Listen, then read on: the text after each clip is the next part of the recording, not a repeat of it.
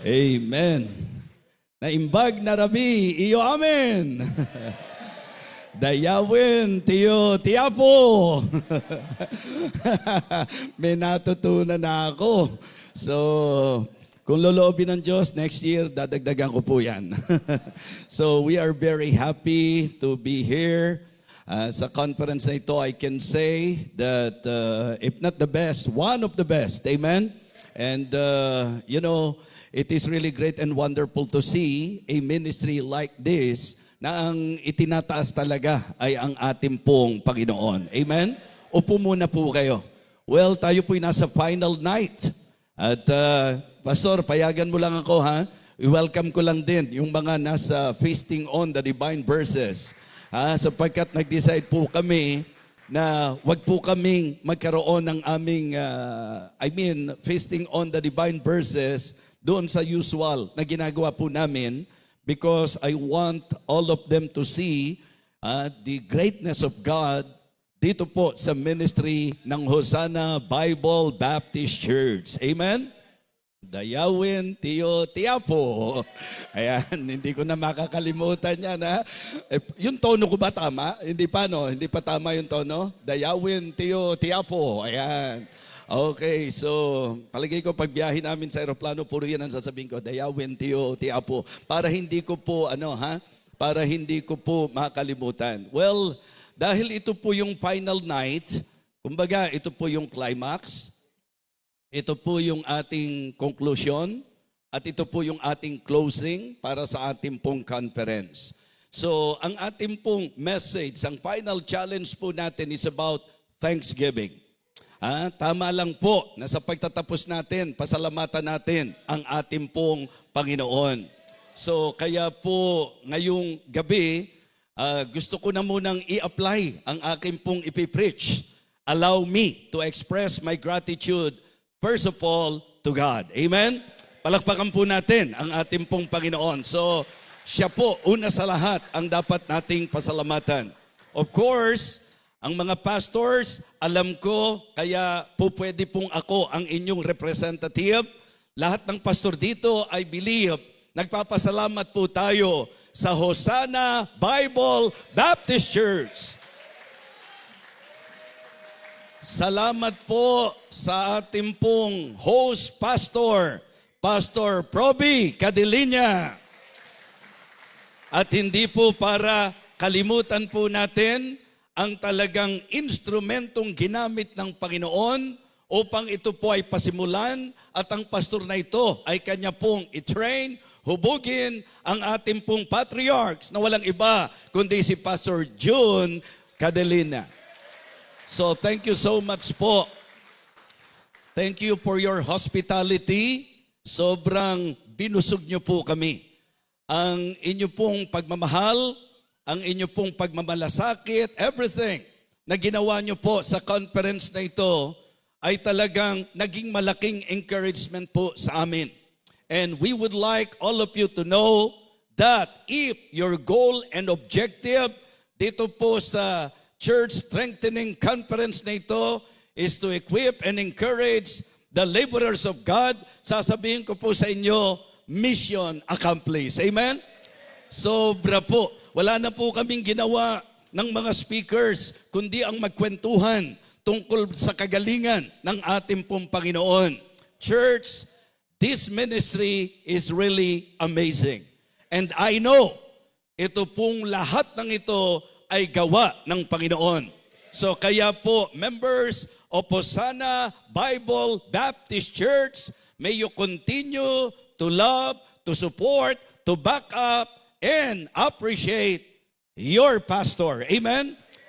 Marami pong bagay na dapat po kayong papurihan sa Panginoon at sa lahat ng ito, it is really good na ang wag nating kalimutang pasalamatan sa Diyos ay ang pagbibigay po sa inyo ng pastor na talaga namang napakasinsero na ang talagang puso po ay nais umabot sa bawat kaibigan at kamanggagawa. Kaya you are so blessed to have Pastor Proby Cadilinya bilang inyong pastor. At siguro po, damang-daman nyo naman yung sincerity ng aming pong puso. Hindi po para i-exalt po siya, kundi para i-motivate po siya. Because I can say that He is doing the right thing and I know na yan po'y leading ng Panginoon sa Kanya. The reason why we are very expressive, kasi gusto po naming mamotivate siya na ituloy po ang magandang ginagawa. At laging sa dulo ng lahat ay ang paalala na lagi pong nakatungtong sa lupa. Okay? Sa tiles, pwede sa tiles. Basta wag po sana na masisira yung direksyon. Kaya, Pastor, nandito kami to pray for you. We want to assure you na kami ay kasama sa mananalangin because this kind of ministry, ito po ang dapat suportahan at ipagpatuloy sapagkat doon po sa aming bulong-bulungan. Opo, Baptist na po kami pero naniniwala pa rin kami sa bulong. Okay, nagbubulungan kami. Just try to imagine kung ang mga pastor lang talaga. Kasi sa ating pong ilang araw na pag-stay dito, ang sarap na wala kang mararamdamang spirit na para bang negatibo, yung bang ang damang-dama mo talaga that everybody is happy and we are really enjoying yung pong ginagawa ng Panginoon dito po sa conference na ito. Mapapansin nyo po, yung mga speakers nyo po, introduction pa lang tumatagal na kami. Kasi hindi po namin maiwasan na talagang una, papurihan po ang Panginoon. Okay? At talagang hangaan po siya sa klase po ng kanyang gawa dito po sa ministeryong ito. Kaya I would like to thank all the speakers sapagkat kahit po ako kasama sa speaker, I can say na talagang ako po'y pinagpala sa mga speakers po natin. At gayon din po sa mismong pastor natin. Talagang siya po ay napaka-substantial at talagang ginagawa ang kanyang part para po ang church na ito ay makarating sa biyaya ng Panginoon kung nasa saan na po kayo ngayon. Kaya members of Hosanna Bible Baptist Church, salamat po sa inyo. And I would like to thank also my prayer warriors. I really appreciate Living Water Baptist Church for their prayers sapagkat alam ko po na malaki po ang contribution po nila sa klase po ng ministry na ginagawa po ng inyong lingkod. Sa lahat ng ito, to God alone be the glory. So the message that I would like to share with you tonight is the message entitled, "It is great to be grateful." It is great to be grateful. Isang napakadakilang bagay na tayo po ay maging mapagpasalamat. I would like to invite everyone to please open your Bible sa isang napaka-pamilyar na talata na marahil ang iba kahit hindi po buksan, alam nyo na po at kabisado nyo na po ang talata. And napakagandang bagay na ito po'y maging paalala po sa bawat isa po sa atin. 1 Thessalonians chapter 5 and verse number 18. 1 Thessalonians chapter 5 and verse number 18. Okay? I would like to request all of you to please read our text with me, loud and clear. Everybody begin. In everything give thanks, for this is the will of God in Christ Jesus concerning you. For the second time, once again mga kapatid, verse number 18, ready, begin. In everything give thanks, for this is the will of God in Christ Jesus concerning you. Again, it is great to be grateful. Let us pray. Our gracious, loving God, our Father in heaven, we thank you and praise you for your goodness. Thank you for allowing us to attend in this conference. Thank you for all the spiritual blessings na tinanggap na po namin, na-enjoy po namin at nakabless sa amin. Thank you even for this church, O Lord, sa kanila pong big heart na mag-host ng conference na kagaya nito. Salamat din po sa magagandang puso na taglay ng bawat isa, sa spiritong taglay ng bawat isa po sa amin. Lord, sa conclusion po ng conference na ito, marapatin mo po na ikaw ay aming pasalamatan. Marapatin mo po, dakilang Diyos, na ikaw ay aming itanghal. Dakilain, Panginoon, because you are really wonderful. You are really great, Heavenly Father. Thank you so much. And I pray, O Father, that you will continue to give me wisdom and guide me. Panginoon, puspusin mo po ako ng banal na Espiritu. Salamat po sa napakadakilang pribilehiyong ito. Alam mo po, dakilang Diyos, na lagi ko pong kinikilala na kung wala ka, wala po akong magagawa. So please help me, empower me, fill me with your Holy Spirit, O God. Thank you so much. I would like to commit to you everything, especially this preaching, O Lord. For all of these things, I ask and pray in Christ's most precious name. Amen. Amen. You may now be seated. Alam niyo po, ang isa po sa akin pong naging gawi, kapag ka po ako ay nagbabasa o nag-aaral at nagkukonsider ng mga talata sa Bible, so naging enjoyment ko po at naging habit ko po na gumawa ng mga outlines. Para po yung message, maibigay ko po ng mas maliwanag. At ang sabi nga po ng ating host pastor, yung bang simple pero may impact. Di ba? Kasi iniiwasan po natin na para ma-impress lang po ang mga makikinig, magpapakalalim po at may mga mangangaral po na kung tutuusin, gumagawa po ng ganyang klase ng pangangaral. Yung bang sa sobrang lalim at marirealize mo na malalim talaga dahil mismong siyang nangangaral, hindi niya maitawid ang kanyang preaching. Hindi makaahon doon sa... Ako naniniwala na ang digging sa mga pastor. Pero kapag ipe-present po ito, ang objective at goal natin is to make the people understand the message of God. Like for example, ang message natin ngayon ay isang napaka-practical na mensahe. In everything, give thanks, for this is the will of God in Christ Jesus concerning you.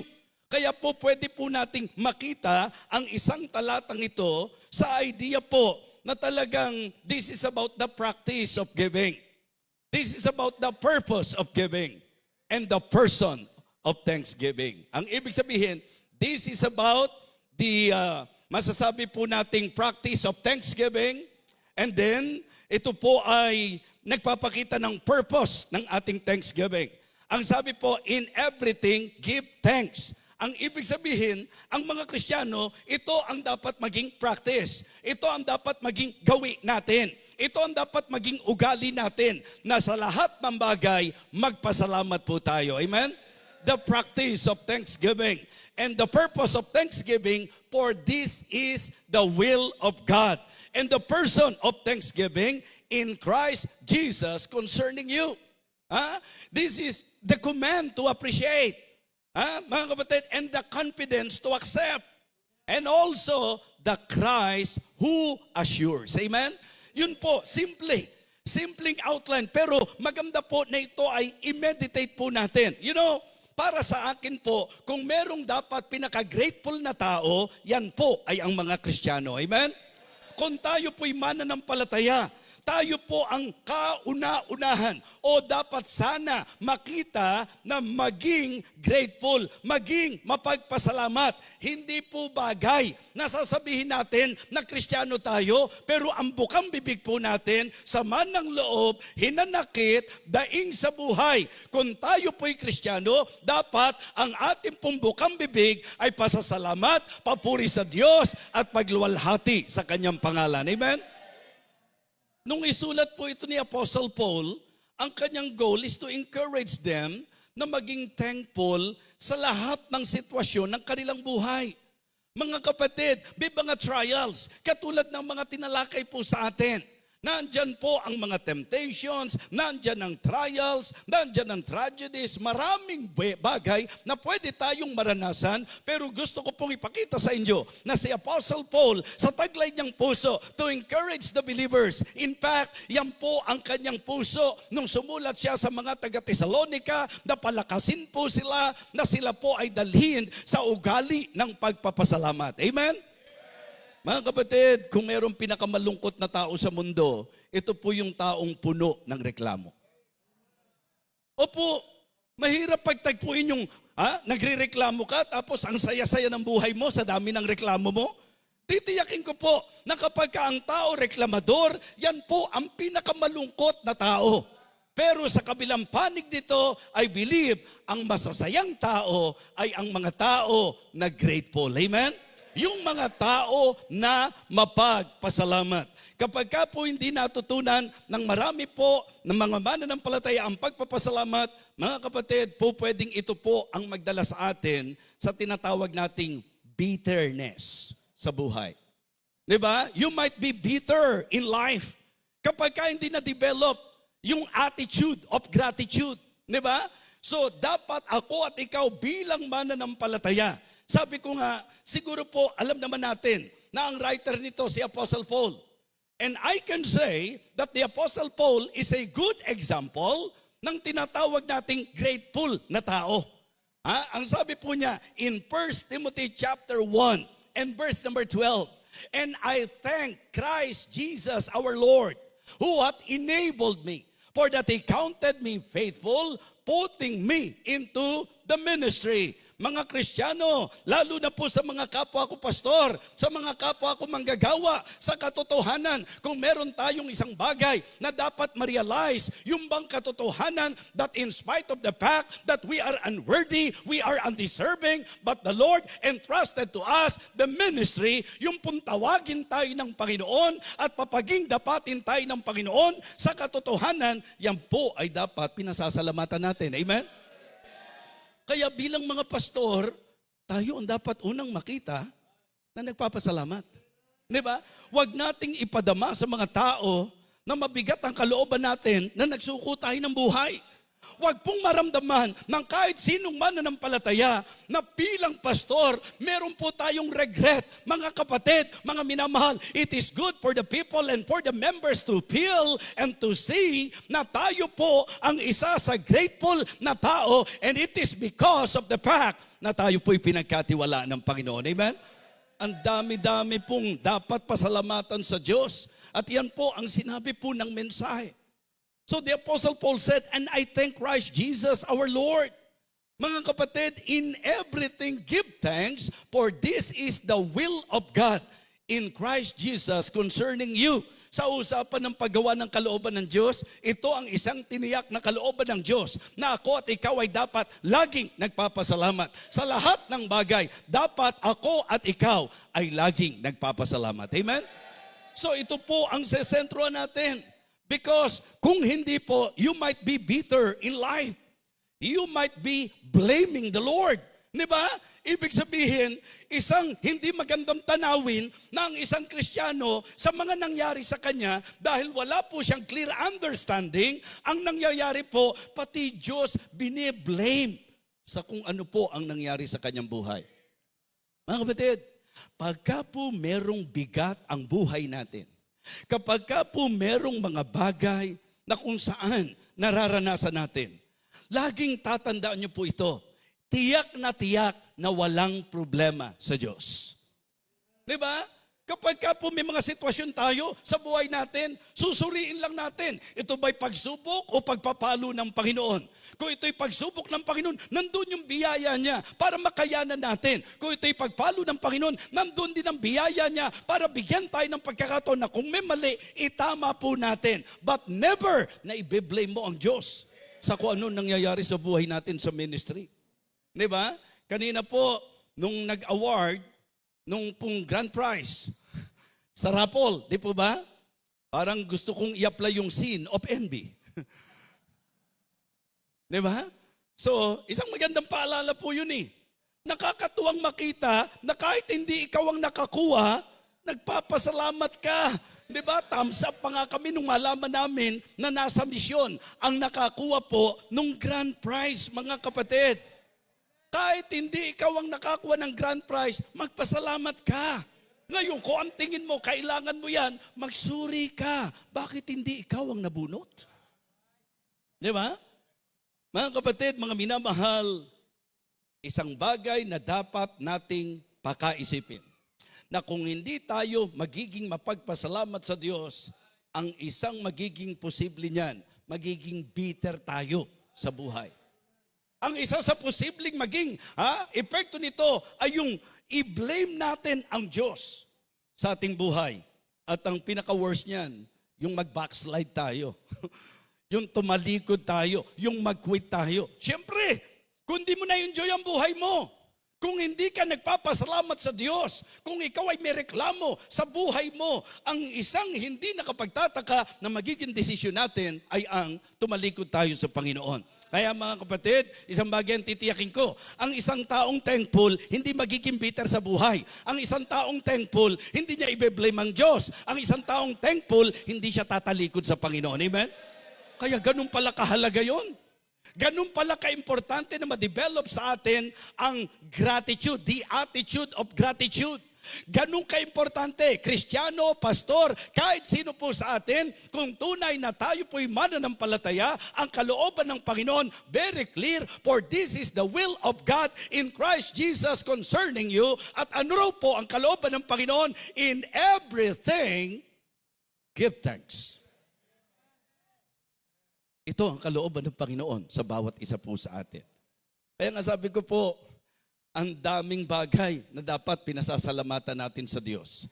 Like sa writer, kay Apostle Paul, nililit tayo sa mga dapat pinasasalamatan natin. Mga kapatid, bago pa ang mga material na bagay, bago pa ang magandang sasakyan, bago pa ang bahay, bago pa ang mga properties, bago pa ang mga pampisikal na nararanasan natin sa buhay na ito, higit sa lahat, ang dapat pasalamatan natin, yung palang na tayo po'y naligtas. Amen? And na prison, our conversion. Diba? Our salvation. Mga kapatid, ang sabi ni Apostle Paul, this is a faithful saying and worthy of all acceptation that Christ Jesus came into the world to save sinners of whom I am chief. Kung pag-aaralan natin sa buhay natin, bago tayo naging Kristiyano, marahil isa tayo sa pilosopo, marahil isa tayo sa panatiko, marahil isa tayo sa bisyoso, marahil isa tayo sa talamak, sa kasalanan, na pag tinignan natin, para bang napaka-imposible na ngayon Kristiyano ka na, para bang napaka-imposible na maliligtas ang katulad mo. But praise God, sapagkat ang sabi ni Pablo, mabiyaya ang Panginoon, mahabagin ang Panginoon, and if you are really saved, you should be grateful. Kasi imagine nyo po, kahit gaano kahirap ang buhay mo dito sa lupa, kung Kristiyano ka, pansamantala yung hirap na yan. Pagkatapos ng buhay dito sa lupa, eternal life in heaven. Pero kahit gaano ka kayaman dito sa lupa, kung hindi ka naligtas, ikaw ang pinakakawawang tao sa mundo. Yes. Naalala nyo po, di ba? Sa Luke chapter 12, mayaman. Ang kanyang bukirin ay nag-ani ng sagana. Anong sabi niya? What shall I do? Because I have no room where to bestow my goods and my fruits. Ito ang gagawin ko. Sasabihin ko sa aking kaluluwa, marami ka ng pag-aaring nakakamalig para sa maraming taon. Magpahingalay ka, kumain ka, uminom ka, matuwa ka. Ibig sabihin, larawan ng isang tao na masyado pong nalibang, masyado pong nasiyahan sa mga bagay na meron siya dito sa lupa. Yun po yung sinabi ng parable. Di ba? Na ang bukirin ng isang taong mayaman ay umani ng sagana. Na iniisip niya sa kanyang sarili, anong gagawin ko sapagkat wala na akong mapaglagyan ng aking mga inanim bunga. Ito ang gagawin ko. Igigiba ko ang aking bangan at gagawa ako ng lalong malalaki at doon ko ilalagay ang lahat ng aking butil at lahat ng aking pag-aari at sasabihin ko sa aking kaluluwa, marami ka ng pag-aaring nakakamalig para sa maraming taon. Magpahingalay ka, kumain ka, uminom ka, matuwa ka. Pagdating ng verse number 20, ang sabi ng Panginoon, patay ka. Ang sabi ng Panginoon, thou fool, this night thy soul shall be required of thee. saan mapupunta ang lahat ng kayamanan mong yan.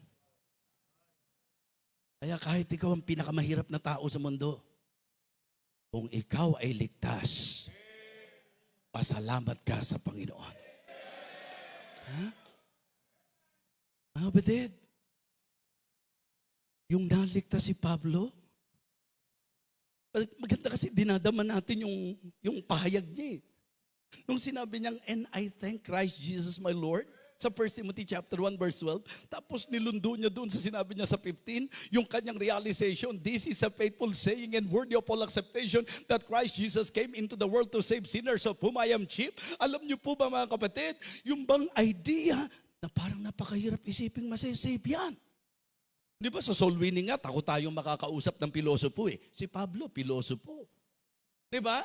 Natatakot tayo, baka ang makausap natin, deboto, panatiko, dikandado. Di ba? Yun si Pablo. Matapang. Yan si Pablo.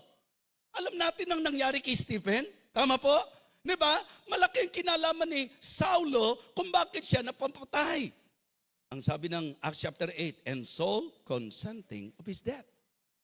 So ganun siya katindi. Pag inisip mo, paano siya naligtas? Yan ang gawa ng Panginoon. Kaya ko sinasabi to, ikaw ba inisip mo na yung kagaya mo maliligtas? Yan, yung itsura natin yan. Sa tingin nyo ba? Di ba? Yung ugali natin, yung bisyo natin, yung ating pong pagkahumaling sa bagay ng mundong ito, yung ating pong kakulitan, yung pagka-deboto po natin.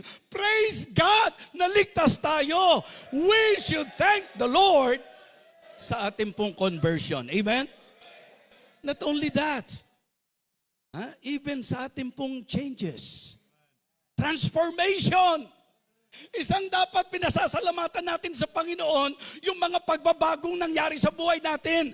Habang nakikinig po kami kay Pastor Proby sa kung saan inilalagay ng Diyos sa isip niya na talagang ito yung dealing sa mga miyembro, mga kapatid, na dapat ito yung mga realization natin at ito yung dapat nangyari sa atin. Hindi po sapat na kiniklaim mo na ligtas ka. Dapat makita ang bunga ng kaligtasan na yan sapagkat yan po ang madiin na turo ng mga tunay na baptism. Amen? Kasi marami pong mga umaatake sa atin dahil ang doktrina daw natin mali, na kapag ka naligtas ka, hindi na nawawala ang kaligtasan. Ito lagi kong sinasabi. Ang problema po nila, ang kanilang batayan ay yung pong buhay nung nagsasabing ligtas, hindi yung doktrina na tinuro ng Bible sa kaligtasan. Kung ang pag-uusapan doctrine, doktrina po ng Bible yung salvation. Kung ang pag-uusapan po doctrine, doktrina po ng Bible yung eternal security, na hindi po nawawala ang kaligtasan. Kasi buhay na walang hanggan nga eh. Ang sabi po, never perish eh. Ang sabi po, no one is able to pluck them out of the hand of Jesus. No one is able to pluck them out of the Father's hand. Paano pa mawawala yung kaligtasan? Kaya kung ang pag-uusapan, doktrina ng kaligtasan, praise God, tama ang ating doktrina. Amen? Ang problema, yung nakiklaim. Kaya pag kami nagsabing, ay ako, Christian ako, Baptist ako eh. Tapos hindi nakita pagbabago ng buhay. Diba? Ligtas pa rin ba yan? Diba? Isipin nyo yung turo nyo, ligtas pa rin ba yan? Walang nabago dun sa turo, doktrina yun eh. Diba? Ang questionable is not the doctrine. Ang questionable, yung buhay. Kaya tayo naman, isang bagay na dapat pasalamatan natin sa Panginoon. Kasi hindi natin kayang baguhin ang sarili natin, but praise God, binago niya tayo. Diba? Binago ng Panginoon natin buhay. Yun po ang nangyari kay Apostol Pablo. Yung talagang transformation na kung saan, mga kapatid, after nung kanyang conversion, makikita nyo po na binago siya ng Panginoon. Salamat sa Diyos sa ating pong conversion. Salamat sa Diyos sa ating pong changes and transformation. At mga pastor, salamat sa Diyos sa ating pong calling. Isa yan sa pinasasalamatan ni Apostol Pablo. Alam nyo po, maganda, nagkaroon tayo ng message about calling. And praise God, may mga nagsuko ng buhay. Kasi importante po yan. Noon, ang iniisip ko, dahil hindi ko naman naintindihan yung mga calling na yan. Pero dahil nga po na ipangaral kung sino yung willing, willing po ako. Pero ang kaisipan, ang typical na kaisipan, anong mangyayari sa'yo? Pagka nagpastor ka, saan ka pupunta? Anong mangyayari sa'yo? Yun po yung thinking, lalo na sa mga trainings at orientation po namin noon. Na talagang, ayan na naman, kwentuhan na naman tayo tungkol sa mga ala-ala. Habang nagkukwento si Pastor Ando ng kanyang karanasan, sabi ko, alam niyo po si Pastor Ando, ngayon ko na-realize, half-brother ko po siya. Ako po yung kalahati, siya po yung kalahati. Bali, pag pinagsama kami, buo na po kami mga kapatid. At kalahati. Kaya half-brother ko po yan. Alam niyo, nung nagkukwento siya, tapos nagkwentuhan kami nila Pastor Iti, nila Pastor Jojo, doon po sa office. Alam niyo, habang nagkukwentuhan kami, may mga halos magkakahawig na karanasan. Naalala ko po kasi pagka po tiningnan nyo, kung paano po ang magiging trato sa inyo nung nagsuko kayo ng buhay. Kaya yung mga nagsuko ng buhay, ihanda nyo na po yan. Ako, paglapit ko pa lang sa Panginoon, ang counsel kaagad sa akin, alam mo, di ba, foxes have holes and bird of the air have nests, but the Son of God hath not where to lay his head. Pagka ikaw nagsuko, para bang yung pagsusuko ng buhay, puro matitindi na mangyayari sa akin. Di siyempre kung ikaw, mahinahin na loob mo, kaya lang, nasuko ko na . Ako pa naman, pagka po napagpasyahan ko na, wala nang ayawan talaga yan. Yun po yung biblikal. Tapos mararanasan mo, ganun talaga. Kapatid, alam nyo, nung worker ako, tindi ng dimple ko. Yung dimple ng iba, ganyan. Ako yung dimple ko, ganyan mga karna. Sa sobrang payat ko po, mga kapatid. Hindi naman ako mataba ngayon, At ayoko naman talagang tumaba. Okay, pero nung narinig ko yung mensahe ng cheerful giving, parang gusto ko nang tumaba, yung liberal soul. Diba? So, yun po yung sabi ni Pastor Jojo. Pero ang pino-point out ko po, kung maiisip natin na tayo po'y magdidepende sa karanasan, baka hindi ka tumuloy. Kasi nung nagkukwento si Pastor Ando, naranasan din po namin yan. Yung sasakyan po namin noon, ang tawag po namin doon, harabas. Dahil ito po yung, kumbaga parang ginamit nila June Aristorenas nung panahon na yon. Hindi nakilala ng mga bagong yan. Ito po yung mga panahon nila Pastor Jojo at saka nila Pastor E.T. Yung mga artista noon, di po ba? Si June Aristorenas. Yung po ba inabot nyo? Si Rogelio de la Rosa, sila. Sobra naman po yun, sobra naman. So mga kapatid, alam nyo po, sanay na kami sa kalampag noong sasakyan. Opo, kasi yung naging sasakyan po namin, una po, pagka tingnan nyo, rust-proven. Diba kasi ang maraming sasakyan, rust-proof. Di po ba? Halimbawa yung mga yan. Itong sa amin, rust-proven. Talagang subok sa kalawang, mga kapatid. Kalampagin po yan. Nung ibebenta nga po yun, ang inilagay namin only need, change all. Hindi po change oil, mga kapatid. Change all. Palitan mo lang lahat, bago na po. Para maintindihan nyo, ito po yung tipo ng sasakyan na kapag ka magpapark ka, hihintayin mong mawala ang tao sa paligid. Dahil mahihiya ka na makitang lalabas ka sa sasakyan na yon. Kaya, para may idea na kayo. At alam nyo po mga kapatid, meron po kaming mga experiences. Like for example, kinukwento ni Pastor Joey Ando. Alam nyo po, bumibiyahe kami kasi from Valenzuela to Bagong Barrio kami. Yan po yung lagari ko nung ako po nasa early years ng aking pong buhay sa ministry. Alam niyo po yan, masasaya kami. Yun ang kagandahan May mga hira, pero masasaya talaga Pagka ang puso mo talagang genuine sa Panginoon, kahit anong hirap, hindi magiging dahilan yan Kaya po, iniisip ko, dahil sabi ni Pastor Edwin Tan, ilan yung mga workers na nawala? Diba? Ilang kayo na nagsimula at ilan ang nanatili? Ilang kayong natira? At ang mapapansin niyo po, yung mga natira, yun yung tanggap lang kung ano ang buhay sa ministry. At yung mga tuwing makakausap mo, laging may sentimiento, laging may reklamo, yun yung kapag ka-evaluate mo, hindi tumagal, nawala. Alam niyo po sa ministry, nakaranas po kami na habang bumibiyahe kami patungo sa outreach, diba? Nakarinig kami ng kalampag. Tapos sabi ng driver, ay, galing yung gulong diba? Yung nakita nila, yung gulong, nasa unahan po namin. Tapos, sabi ng driver, Pastor, sa atin po yun. Ha? Sabi ko, hinto mo, hinto mo.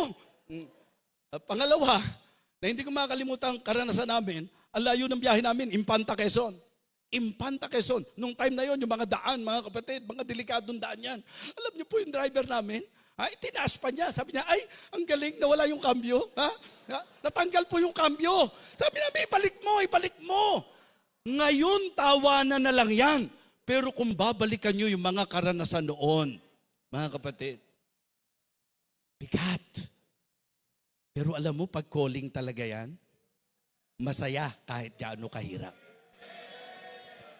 Kaya, wag nating sanayin yung sarili natin. Si Pablo kasi, nagpapasalamat na tinawag siya. Kaya sana wala pong kahit isa sa atin dito na masama ang loob natin kung bakit ba tayo tinawag. Diba? Sa mga Kristiyanong nandirito, kung dumaranas ka man ng mga pagsubok sa buhay, hindi dahilan yan para magreklamo ka. Pasalamatan po natin ang Panginoon na niligtas niya tayo, na binago niya tayo at tinawag niya tayo. Amen? Mga kapatid, mga minamahal, pasalamatan natin ang Diyos sa ating pong conversion. Pasalamatan natin ang Panginoon sa ating pong transformation, changes. Pasalamatan natin ang Panginoon sa ating calling. And hey, Christians, isang bagay na dapat niyong ma-realize na ang isa sa pinakamalaking blessing natin bilang Kristiyano, yung church na meron po tayo. Diba? Isipin niyo po yung Christian life kung walang church. So sa church, doon tayo tinuruan, diyan tayo inaalagaan, diyan tayo pinifeed, diyan tayo lumalago. Amen? Kaya nga dapat mahalin po natin ang ating pong church, mga Kristiyano. Kaya nga, ngayong gabing ito, sabi ko, Lord, ang isang bagay, marami po kasing message na po pwedeng ibigay. And sometimes, yun po yung difficulty namin. That is the reason why we need to be sensitive. Every time natatayo tayo, huwag kang mag-preach ng gusto mong ipangaral. Be sensitive sa leading ng Holy Spirit. Kahit sa mga sitwasyon, I realize, Pastor, that even your message na dapat sana doon sa programa, tingnan nyo kung paano po yung divine intervention sapagkat nakaka-bless yung hamon na natanggap natin na kung tutuusin doon sa idea ng topic, hindi dapat yun yung nakaprograma. So, ganyang kumikilos ang Panginoon. And you know, sabi ng Panginoon, sa pamagitan ng aking pong discernment, ang maganda, tapusin po natin yung conference sa usapin ng pasasalamat. Kayo po ba'y na-bless sa conference? Isama na rin natin. Salamat sa conference. Amen? Thank you sa ating pong conference, mga kapatid. Para sa akin po, uuwi tayo na puno, uuwi tayo na pinagpala, uuwi tayo na napaalalahanan, uuwi tayo na natuto, uuwi tayo na mayroong bagong vision, mayroong pong gagawin sa Panginoon at gagawin ng Panginoon sa ating mga buhay. Yung po ang paalala sa conference, mga kapatid. Ito naman babanggitin ko lang. Si Pastor Proby, ang isang noticeable po sa kanya, kahit kwentuhan lang, kahit simpleng sharing lang, pagka po merong ipinakita ang Panginoon sa kanya, isusulat po niya yan. HBBC. And the good thing about your pastor, ang isang laging iniisip niya, kung ano po ang pwedeng gawin para sa kapakanan ng mga members na ipinagkatiwala sa kanya. Kaya nga sabi ko po sa inyo, pagka ganyan ang leader, sakay ka lang, suporta ka lang, samahan mo lang, pasalamatan natin ang Panginoon sa church na kung saan binigyan tayo ng pastor. Isa po sa sinentruhan po ng conference yan, yung pong usapin ng buhay at pagpapala na mayroong pastor na inilagay ang Panginoon upang pakainin ng kawan. Kaya nga isinama po sa conference na ito yung pagtuturo na kung paano tayo dapat pastor sa mga miyembro at siyempre para balanse, itinuro din kung paano tayo mga miyembro dapat sa ating pastor. Amen? Doon sa balance presentation, just try to imagine that the Lord, because of His great love, binigyan ka ng church na kung saan may pastor na mag-aalaga sa iyo. Diba? Yun po yung ipinresent sa atin eh. Ang pastor po, bigay ng Diyos, nanggaling po sa Panginoon yan. Ephesians chapter 4 and verse number 11. And He gave some apostles and some prophets and some evangelists and some pastors and teachers. Verse number 12, for the perfecting of the saints, for the work of the ministry, for the edifying of the body of Christ. Amen? Mga kapatid, ang laki-laking blessing na may church tayo na naglagay ang Diyos ng pastor na nagtuturo sa atin.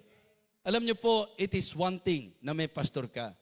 But it is a great thing na ang pastor mo, genuine at totoong nagmamahal sa Panginoon at sa iyo. Kumbaga, sulit eh. Iniisip ko talaga, sabi ko, grabing expenses to. Hindi biro ito. Mga pastor, lumabas hindi lang to conference eh. Ha? Treat ng Panginoon sa atin to eh. Ha? This is actually a special treat of God sa mga pastor, lalo na yung mga hindi lang tayo pinakain dito eh, di ba? Alam ko, may mga pinahotel pa dito, tama po? Ha? At ako sa tanang buhay ko, ngayon lang ako nakatuloy sa ganong kagandang bahay eh. Kaya sabi ko, ang bait talaga ng Panginoon. Alam niyang hindi kami magkakaroon ng kalaking bahay, pero pinaranas niya ako na makatulog sa ganong kalaking bahay. Yung bang bahay na pagka natulog ka, parang ayaw mo nang gumising. Gusto niyo ba ng ganong bahay, mga kapatid? Wag naman. Wag naman. Kaya salamat sa ladies, ha? Oo. Salamat sa ladies sa masayang fellowship niyo po kanina. So mga kapatid, mga minamahal, kidding aside, it is really great and wonderful that sa church na kinabibilangan natin, may pastor na talagang masasabi nating ang pagpapastor niya, hindi lang basta-basta diskarte, puso talaga. Yes. Kaya mga kapatid, yung pong pastor, dapat pinasasalamatan. Hindi dapat kinakalaban. Diba? Ang pastor, mga kapatid, sinusuportahan. Diba? Dapat na-appreciate. Kaya lagi ko pong sinasabi, pagka meron pong mga shepherd and sheep relationship conference na binibigyan po ako ng pagkakataong makapagsalita, idinitiin ko po yan that biblically speaking. Kasi sometimes ang thinking ng marami, parang kapag ka nag-preach ka sa kung ano dapat ang mga miyembro sa pastor, minsan ang thinking nila self-serving.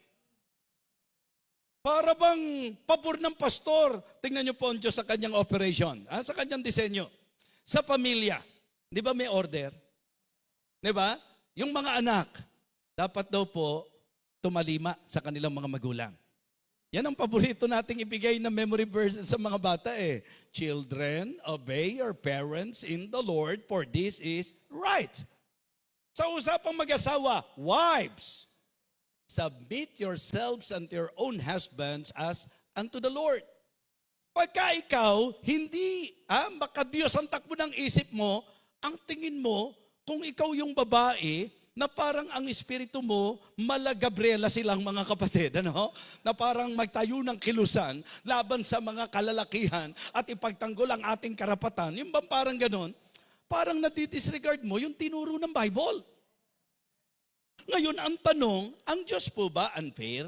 Meron po bang pwedeng magtaas dito ng kamay, yung ang tingin mo sa Diyos, dahil sa ganong setup, na yung babae dapat magpapasakop sa asawang lalaki, yun po ba'y nagpapakita na ang Diyos ay unfair? Pag tama pananaw mo, hindi mo makikitang unfair ang Diyos. Ang makikita mo doon, nasa kaayusan ang Diyos. That is actually, one of the things na makikita natin ang Diyos ng kaayusan. Pag hindi siya naglagay ng chain of command sa Bible, ng authority, mga kapatid, magiging magulo. Minsan nga may leader na, ang gulo pa eh. Di how much more kung wala? Hindi, sabi ng Bible, yung mga langgam, wala naman silang leader. Langgam ka ba? Kung ganyan ang takbo ng isip mo, ito sasabihin ko sa'yo, ikaw utak langgam, ang itinuturo doon, hindi po yung hindi kailangan ng leader. Di ba?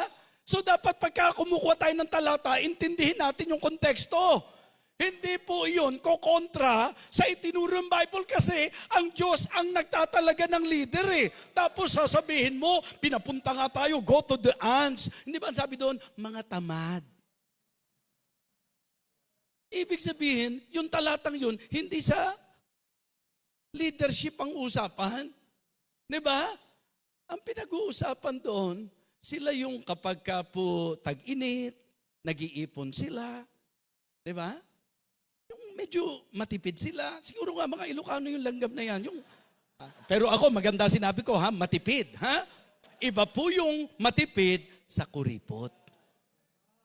Ako, sa naranasan ko, imagine nyo, mga Ilocano nandito, di po ba? Mga Ilocano. Kasi napapansin ko yung mga babae dito na pintas ni balasang eh. Di ba? So, ang ibig sabihin, mga Ilocano ito. Pero kung ang ganitong klase ng conference na kung saan mga Ilocano ang miyembro, tapos ganyan ang kainan natin, sasabihin nyo, kuripot, wow!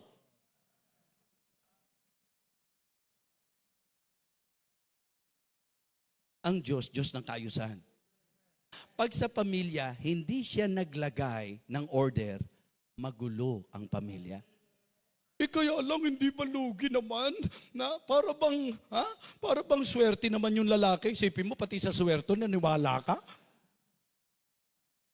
Pagka po sinunod natin yung divine order, kapag ka sinunod natin na yung mga anak sumunod sa magulang, na yung asawang babae nagpasakop sa kanyang asawang lalaki, hindi po yung asawang lalaki lang ang napapaboran, kundi ang buong pamilya nagiging maayos. Bakit ko po sinasabi yan? Kasi minsan, bakit kailangan sumunod tayo sa pastor? Tao lang din naman yan Diba? Bakit tayo magpapasakop sa pastor? Unang sagot, kasi yan ang sinabi ng Biblia. Yan ang unang sagot. Ikalawang sagot, para maayos ang iglesia. Diba? May talata naman Ang sabi po ng Bible, Hebrews chapter 13 and verse number 17, obey them that have the rule over you and submit yourselves, for they watch for your souls as they that must give account, that they may do it with joy and not with grief, for that is unprofitable for you. Isipin niyo po yung church na ang mga miyembro hindi po sumusunod sa pastor. Ano mangyayari? Napakahirap pagka ganon. Pero members, hindi kalugihan sa bahagi ng miyembro na magpasakop sa pastor. Balik ta rin kaya natin, Pastor Proby. Kung halimbawa kaya ang sinabi, Pastor, pasakop kayo sa inyong mga miyembro. Isipin nyo lang po yun. Kung ganon ang naging order, mga kapatid, palagay ko po ang gulo ng buhay natin. Sa dami ng miyembro Sana ba kung ikaw yung pastor na isa lang miyembro mo, okay lang yan. Kasi isa lang miyembro mo Pero kung ang miyembro mo 200, kung ang miyembro mo 500, tapos doon ka magpapasakop sa kanila, magulo yan. Diba? Sa Biblia, ang paglalarawan, yung pong tupa at pastor, ang ginawang paglalarawan sa buhay natin. Kawan, mga kapatid. Sa madaling sabi, bakit nga ba sa lahat ng hayop, tupa ang piniling paglalarawan? Kasi ang tupa, ang hayop na hindi pwedeng walang magpapastol. Kaya kung ikaw ay Kristiyano, magpasalamat ka na hindi lang Kristiyano ka, kundi binigyan ka pa ng church na may pastor na nag-aalaga sa'yo. Diba? Mga kapatid, ito po ay binibigyan natin ng diin sapagkat makikita nyo po na sa nagiging pagpapasakop ng mga miyembro, tingnan nyo po ang nararating at nai-accomplish ng gawain ng Panginoon. Just try to imagine, Hosanna Bible Baptist Church, kung hindi kayo naging submissive, kung hindi kayo naging supportive, kung hindi po kayo nakaakap at nakabalikat sa pastor po ninyo, posible ba ang gawain katulad nito? Sa palagay niyo po kaya, makakarating tayo sa kung nasaan tayo ngayon? Mga kapatid, the reason why we are enjoying our Christian life and our church life, it is because may ginamit ang Diyos upang tayo po ay turuan. Mga kapatid, ang pinag-uusapan natin, in everything, give thanks. ang typical na isipin ng tao, pagka nagkaroon siya ng mga extraordinary things, doon lang siya magiging thankful. Kanina nakita ko, naiiyak sila doon sa chariot. Di po ba? Naiiyak sila sa chariot. Hindi lang naitutok yung camera sa iba eh. Kasi kung makikita mo, alam ko naiiyak din yung iba dahil hindi silang nabunot sa chariot. Pwedeng ganyan. Di ba? Sa kalagayang ganyan, dalawang bagay po yan. Ha? Talagang pag ikaw nabunot, naiiyak ka. Bakit? Grabe, sa dami namin, ako yung nabunot, di ba? Meron din namang naiiyak. Bakit hindi ako nabunot? Di ba? Ganun po yan. Pero lagi ko pinapaalala sa church, pag kami, halimbawa lang yung raffle, ang payo ko talaga, huwag kang kakabahan. Kasi una, pag kinabahan ka, hindi naman garantiyang pag kinabahan ka, mabubunot ka. Diba? Ngayon, kung natapos ang raffle na hindi ka nabunot, yung hindi ka nabunot, isang bagay lang yon. Pero yung kinabahan ka, tas hindi ka nabunot, dalawa ang nangyari sa'yo.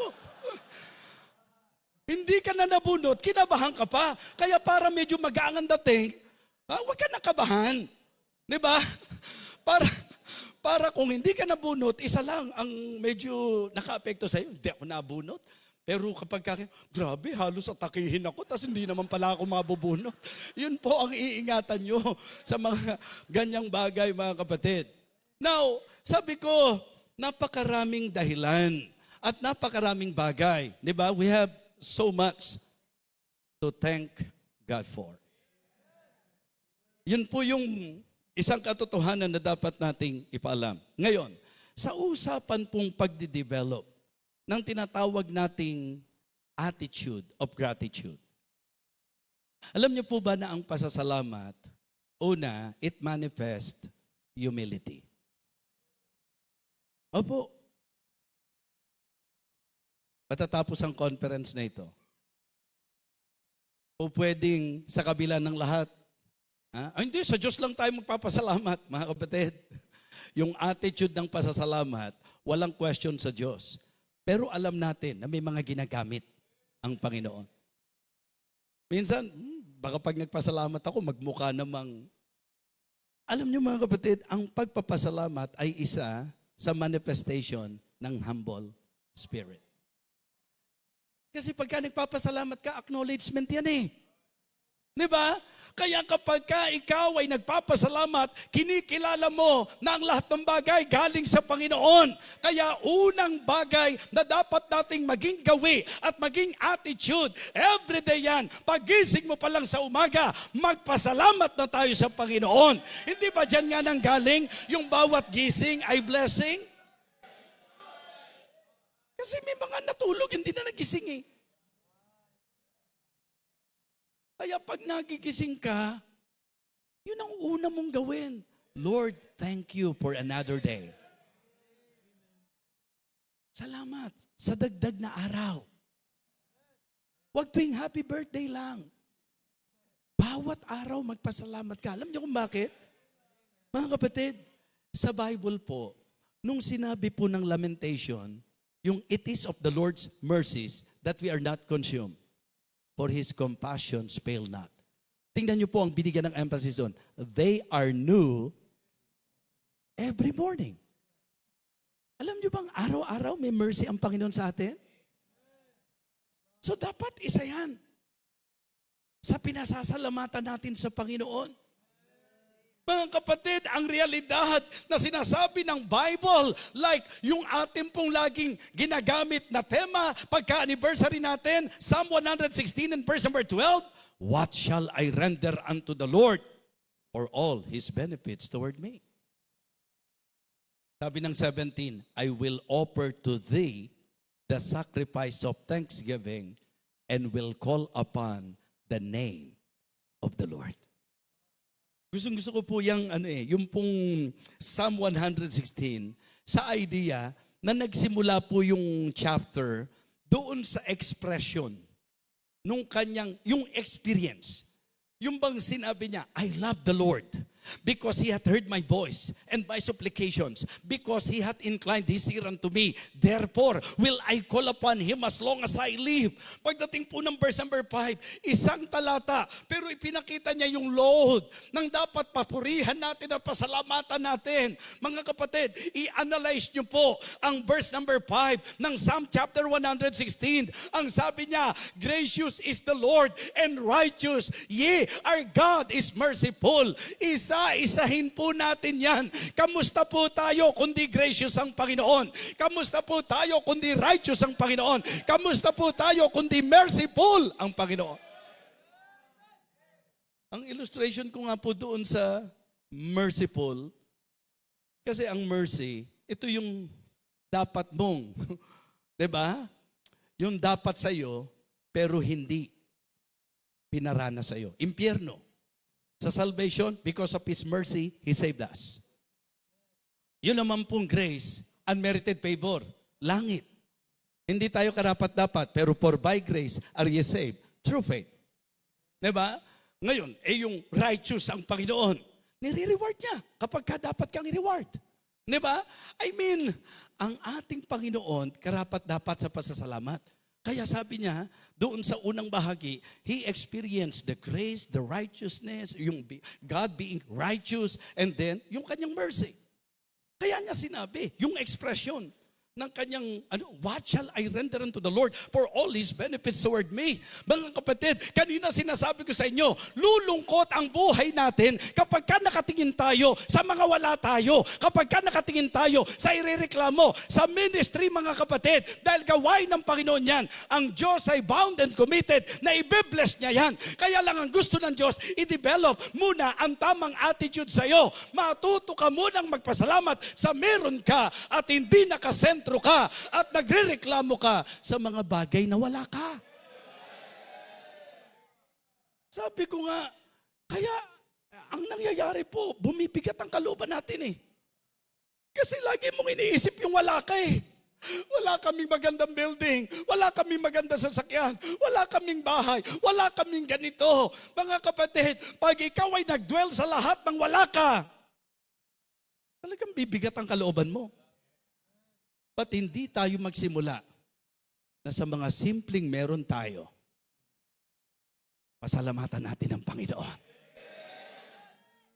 Salamat Panginoon, niligtas mo ko. Salamat Panginoon, dinala mo ko sa tamang church. Salamat Panginoon, tinawag mo ko. Salamat Panginoon, binigyan mo kami ng pastor na nag-aalaga sa amin. Salamat Panginoon, pinagpaalam mo ang business namin. Salamat. Lahat ng mga ginagawa ng Diyos, doon ka mag-dwell.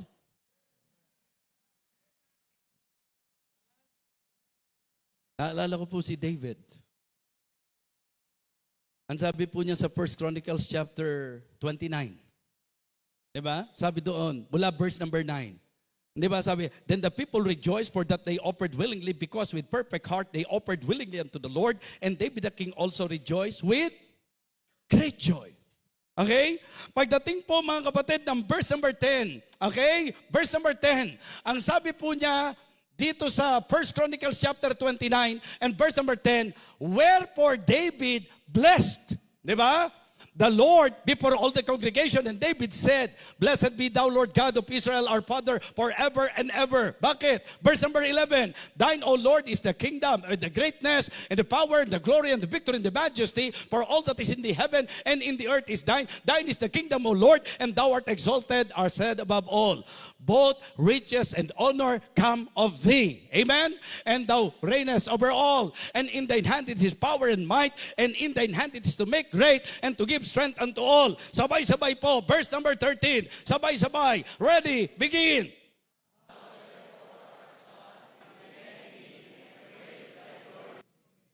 Yan po ang makikita nating tanawin dito po sa 1 Chronicles chapter 29. Bakit po thankful? Bakit? Verse 14. Verse number 14. But who am I?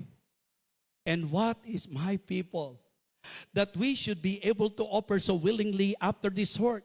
For all things come of thee, and of thine own have we given thee. Hindi ba acknowledgement? Hindi ba pagkilala yan? Kaya para sa akin po, yung mga thankful, ang namamanifest sa kanila, humility. Meron po kapag kami narating, ang lakas ng dating. Yung po pagka nagkadatong, ang lakas ng dating.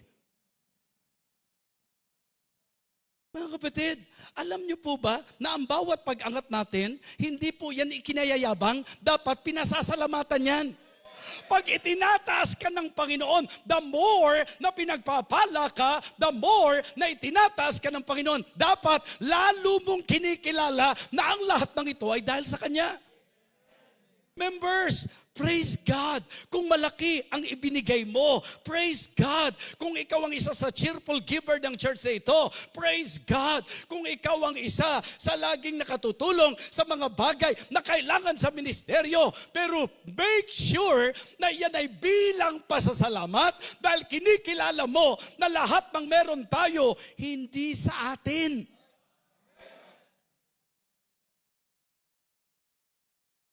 Ang gratitude po, ang pasasalamat, ito po'y nagmamanifest ng humility. Mahirap mag-thank you yung mayabang. Kasi baka mabawasan siya eh. Baka pagka nagpasalamat ako sa kanya, ang akala naman niya, mga kapatid, unahin natin sa Diyos. Matuto tayong pasalamatan ng Diyos sa lahat ng bagay na meron tayo sapagkat wala tayo ng mga bagay na meron tayo kung walang Diyos na nagbigay sa atin. Kaya wala pong cheerful giver dapat na nagmamapuri. Dapat nga yung mga cheerful giver, thankful. Dahil kaya ka nakapagbibigay. Di ba yan ang reklamo ng iba? Ang dami-dami naman nating giving sa church. Pero puro ako rin naman, puro tayo rin naman na nagbibigay. Di ba? Pag pinag-usapan ng project, tayo nagbibigay. Halos lahat ng bigayan, puro tayo lang nagbibigay. Ang tanong ko, kung totoo yan, tama ba na sa lahat ng bigayan, ikaw ang nakapagbibigay, tapos nagre-reklamo ka? Alam mo bang kaya ka nakapagbibigay? Kasi may tinatanggap ka. So ang ibig ko sabihin, kung talagang sa lahat ng bigayan, nakapagbibigay ka, the more na dapat ma-realize mo that you should be thankful to God because the reason why nakapagbibigay ka sa lahat ng bigayan, sapagkat ikaw ay talagang binibigyan at pinagkakatiwalaan ng Panginoon. Humility. Pasalamat tayo kila pastor. Pasalamat tayo sa mga members ng church na to. Pasalamat tayo sa mga nagluto para sa atin, naghahain para sa atin, nagdrive para sa atin, nag-asikaso para sa atin, nagministeryo sa atin. Pasalamat tayo sa kanila. Papurihan natin ang Panginoon, pasalamat tayo sa kanila. Ha? Mga kapatid, i-develop natin yung ganong attitude. You know, ang pagpapasalamat, gratefulness, ang gratitude po, it manifests humility and it makes us happy. Ang pasasalamat po, pasasayahin po na tayo niyan. Kasi wala ho kayong makikitang tao na thankful, mabigat ang loob. Ang tao pong nagpapasalamat, masaya. Kaya nga kanina, nililiwanag ko sa inyo, ang pinakamalungkot na tao, yung lagi ang nakikita, irereklamo. Ang tao pa naman, yun po yung tendency. Diba? Yun yung tendency. Naalala ko po, doon sa, yung miracle po nung 5 loaves and 2 small fishes. Hindi ba ang senaryo doon, yung pong nasa desert sila, tapos gagabi na. Tapos ang alam po nila, doon sa sitwasyon, dahil desert yun, wala. Kaya yung mga disipulo, nag-alala na. Sinasabi nila, wala tayong mabibilan dito, wala tayong sapat na lahat ng wala, alam nila eh. Di ba? So sa sobrang worry nila, talagang lapit sila sa Panginoon. Panginoon, magagabi na, pauwi na natin sila. Kasi disyerto ang lugar na ito. Walang mabibili ng pagkain dito. At kung meron man, grabe sa dami nito. Wala, lahat ng wala. Habang ang tao ang nagsasalita, laging ang sentro, wala. Nung nagsalita ang Panginoon, ang tanong ng Panginoon, okay, sige, alam mo na lahat ng wala eh. Ano meron? Ano meron? Nagsimula silang tingnan kung ano meron. At alam nyo, nakita nila, yung bata, may 2 pirasong isda at 5 pirasong tinapay. Sa madaling sabi, nakita nila, Panginoon, there is a lot here. May bata rito. Meron siyang 2 pirasong isda at 5 pirasong tinapay. Kaya lang, sa dami, tinatanong lang ng Panginoon kung ano meron. Yun lang ang sagutin mo. Ano yung meron? Magrereklamo eh. Panginoon, ano mangyayari dito sa 2 pirasong isda? Yun naman, understandable. Na kung tayo ang pag-uusapan. Mga kapatid, eto ang tatandaan nyo po. Lahat ng bagay na meron kayo, hanggat nasa inyo lang yan lang po yan. Ayan, sabi ng Panginoon, dalhin nyo sa akin. Yung 2 pirasong isda at 5 pirasong tinapay. Kung yan ay nanatili sa kamay ng bata, yun lang yan. At titiyakin ko sa inyo, kapag kinain yan, tapos yan. Halimbawa, sa kalagayan natin ito, 2 pirasong isda at saka 5 pirasong tinapay, ay palagay ko, sabunutan tayo dito, mga kapatid. Di ba? Kung sakali man pipila, tas worker pa nauna, mga kapatid, palagay ko, buti ka umabot ka pa doon sa... Pero ang point, mga kapatid, yang 2 pirasong isda at 5 pirasong tinapay, yan lang po yan. Pero pagka nilagay mo yan sa makapangyarihang kamay ng Panginoon, anong ginawa? Nung ibinigay sa kamay ng Panginoon, anong ginawa ng Panginoon? Pinarami. Nakakain ng lahat. Mga kapatid, ang tao po, sa totoo lang, laging nakatingin sa mga negatibo. Kaya po lumulungkot ang buhay. Kung meron pong masasayang tao, ito yung mga taong nagpapasalamat. Thankful po ba kayo sa conference na ito? Ang tanong, masaya ba kayo? Ibang klase itong conference na ito, Pastor. Yun lang ang kaya kong sabihin. Ibang klase talaga itong conference na ito eh. Diba? At halos lahat. Yung pastor nyo, pinagpala ng Panginoon. Okay? Meron siyang maayos na bahay. Pero tignan nyo yung bahay niya kung saan ginagamit. Diba? At ang tamis, mga pastors, hindi man kayo kakasyang lahat doon. Pero tignan nyo po yung puso na kung saan merong schedule na yung ibang mga pastor, di ba? May kanya-kanyang schedule para sa fellowship. Wow! Basta ang sinasabi ko lang po, ang pasasalamat at ang pagiging mapagpasalamat, it manifests humility. It makes us happy and it magnifies Him. Ang pasasalamat po mga kapatid, pagka nagpapasalamat ka, na itataas mo ang pangalan ng Panginoon. Amen? Simple logic po yan eh. Simple logic yan. Kapag ka ikaw, may magandang nangyari sa iyo, yung pinasasalamatan mo, naiaangat mo. Di ba? Halimbawa po, ganito kaganda building. Salamat, gawa ng Panginoon yan. Ang naitataas mo, yung pinasasalamatan. Amen? It magnifies Him. It magnifies the Lord. Yan po ang pasasalamat, mga kapatid. At alam niyo po ba na hinahanap ng Panginoon? Ang Diyos particular sa pagiging mapagpasalamat. Kaya nga tinuro sa atin yan eh. Di ba? Ang psalmist po, isa sa magandang halimbawa. Anong sabi niya? Give thanks unto the Lord, for He is good, for His mercy endureth forever. Ang sabi po niya, mga kapatid, bless the Lord and all that is within me. Bless His holy name. Ang sabi po ng Bible, let us exalt His name together. Taste and see that the Lord is good. Yung pagpapasalamat natin, yan po'y nakakaluwalhati sa Diyos. May 10 leprous, di po ba? Pinagaling silang lahat.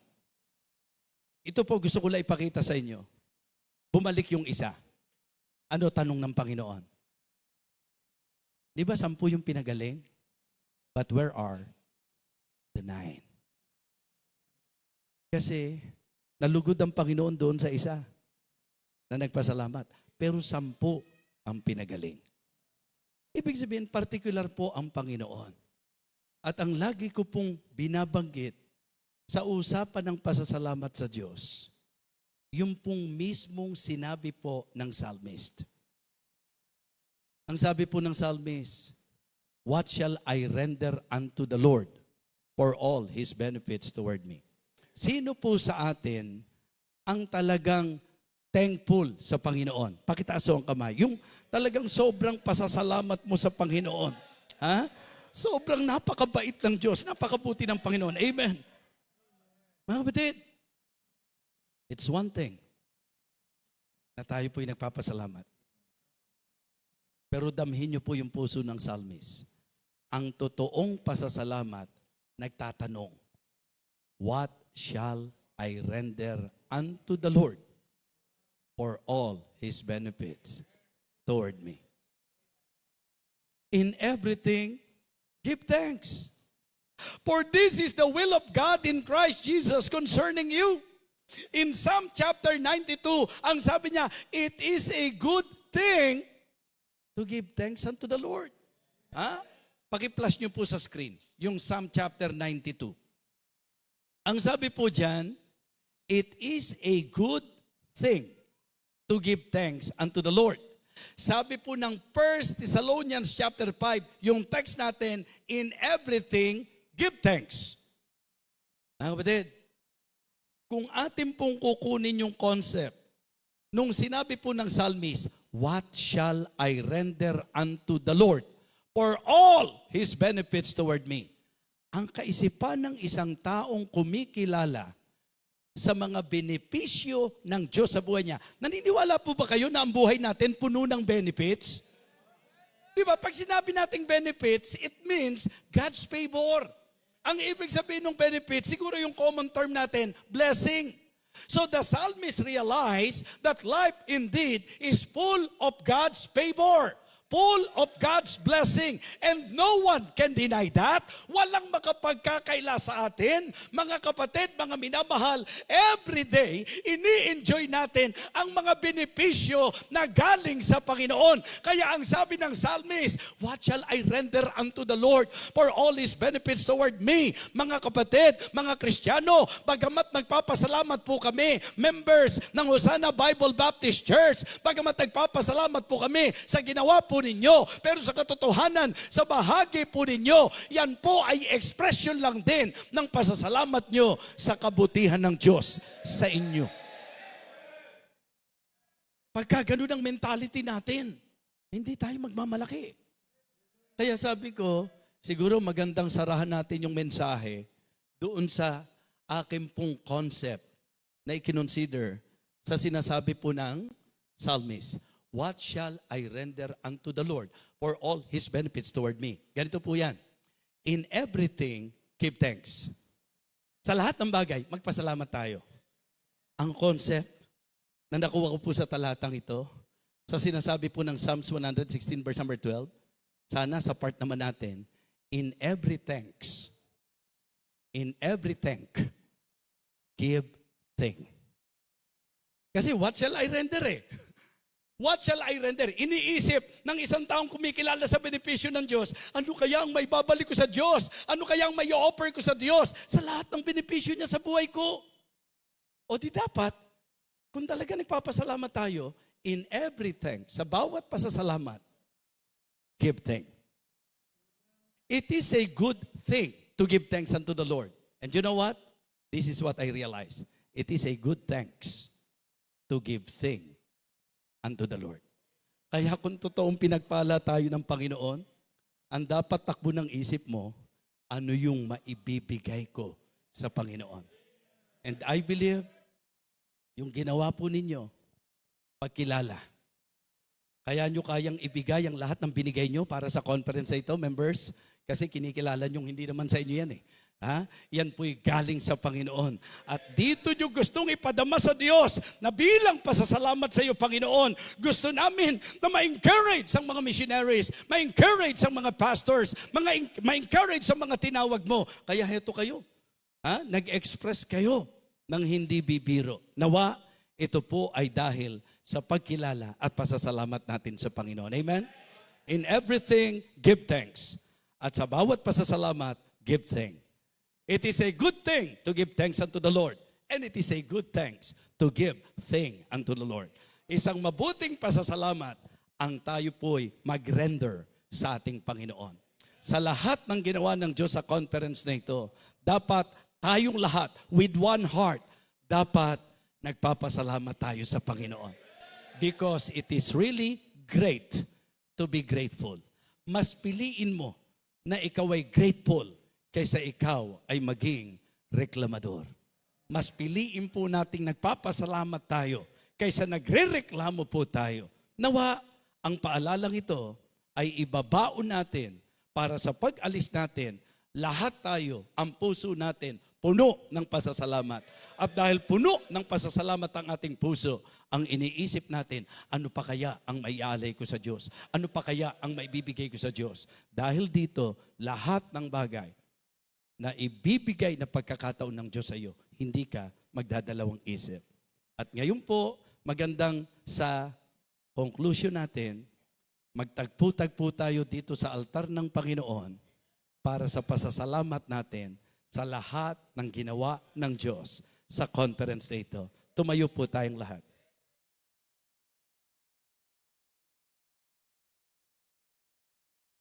Pastor Proby. Sige po, hindi na tayo para magpakatagal sa ating invitation. Ibinibigay po sa atin ang pagkakataon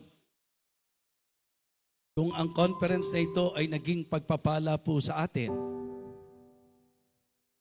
Kung ang conference na ito ay gumawang makapangyarihan sa buhay natin.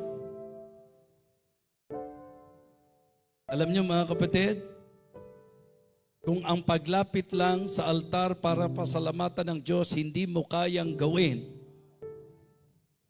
ewan ko po kung anong po pwedeng maramdaman ng Diyos sa kabila ng lahat ng pagpapalang ibinigay niya sa bawat isa sa atin. If you are really grateful and thankful to God sa lahat ng ginawa niya sa ating buhay, tapusin natin ang conference na ito na tayo po'y lubos at labis na nagpapasalamat. Why not humble yourself before the Lord and tell God, express your heart to God at sabihin natin, Lord, thank you. Acknowledge ko that everything that I have, everything that I'm enjoying in my life, salamat sa kaligtasan. Salamat sa pagbabago ng aking buhay. Salamat sa iyong laging supply sa amin. Sige po, just pray. Pastor Proby, please.